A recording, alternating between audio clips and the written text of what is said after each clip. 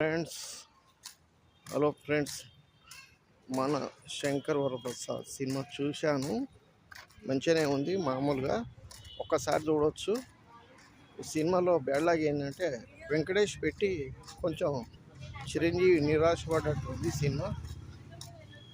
ఇద్దరు చిరంజీవి 30%, 40% న్యాయం చేశాడు.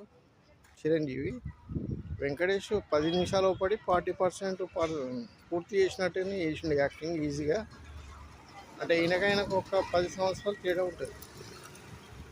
కాదు, చిరంజీవికి వెంకటేష్కు ఒక 5 సంవత్సరాలు తేడా ఉంటుంది వయసులో.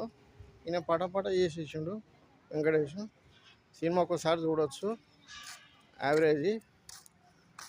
Thank you friends. కామెంట్ ఎట్లుందో కొంచెం కామెంట్ పెట్టండి, వీడియో ఎలా ఉంది. Thank you very much. Subscribe చేయండి ప్లీజ్.